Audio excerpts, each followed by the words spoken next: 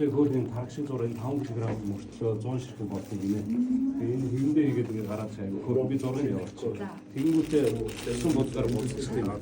Тэгэхээр нэг хүүхдийн бүтээл зөвхөн нэг угаа юм. Тэгээд санахтай ишээ тийм байна. Тэгээд хий учраас хондоо хийх боломжтой. Мөр төвөж жоохон сайн боломжтой гэж.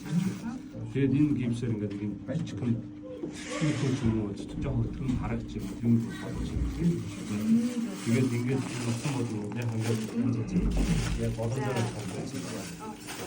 Тэгээд энэ бас нөгөө янз бүрийн юм бас хандуу бид номны хандуу хийхдээ авсан. Тэгээд тэр дээр бас ирсэн мааск нь авсан.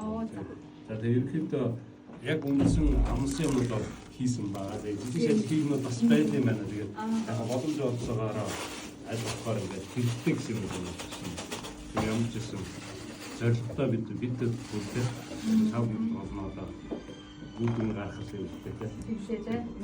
Тийм бид ч гэсэн юу яана л та хүүхдүүдтэй энэ бүх зүйлсүүдийг хэрэглүүлж байгаа, ашиглуулж байгаа тэр үйл явцаа бас та бүхэнд бас ингэ зураг чатал явуулж